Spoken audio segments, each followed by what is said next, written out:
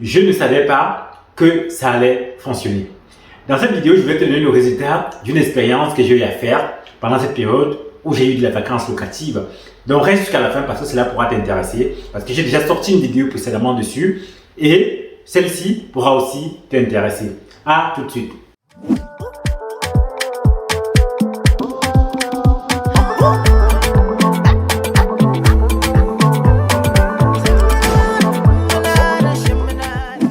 Avant de commencer cette thématique, je voulais te rappeler que je suis en train de finaliser ma formation sur la division. Donc n'hésite pas, laisse-moi ton email en bas. Tous ceux qui m'auront laissé leur email auront un prix promotionnel lorsque la formation va sortir à la rentrée.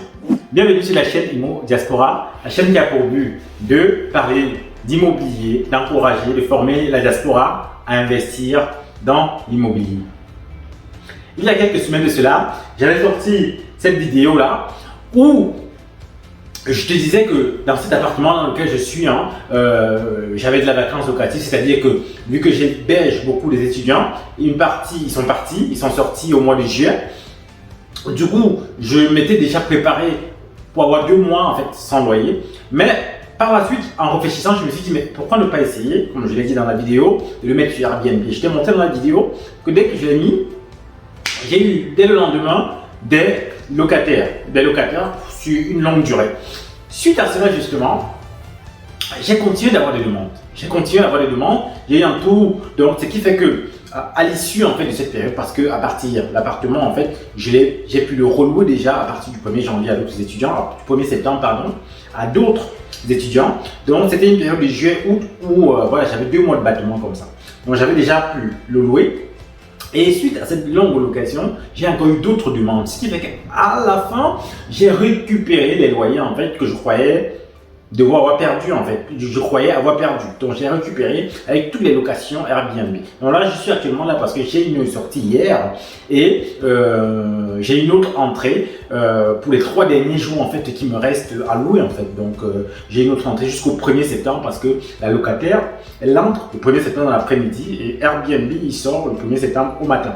Donc là, je suis entre 2 locations comme ça Airbnb. Et je réalise que ça fonctionne en fait dans cette zone. Donc je suis en train de me dire, peut-être dans mes prochains appartements, là je suis en train de travailler sur une division. Sur celui-là, je vais consacrer 2-3 appartements exclusivement à Airbnb. Je vais trouver quelqu'un qui va le gérer. Donc c'est comme ça qu'on teste en fait, c'est comme ça qu'on fait des expériences, qu'on découvre en fait que quelque chose peut fonctionner. C'est sûr que si tu ne sais pas, si tu ne testes pas, tu ne pourras pas voir comment cela se passe. Donc, je t'invite comme ça justement dans d'autres domaines que ce soit dans l'immobilier à essayer, à tester des choses. Pendant que tu testes des choses, tu découvres en fait le potentiel qu'il peut avoir en fait derrière ce que tu es en train de tester. Donc, voilà ce que je voulais partager avec toi. Moi, je suis vraiment satisfait de cette expérience-là.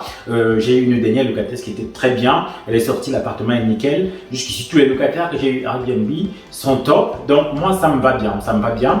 Donc, voilà ce que je voulais partager avec toi. Si tu es nouveau sur cette chaîne, n'oublie pas de t'abonner. Sinon, à très bientôt sur la chaîne Immo Diaspora.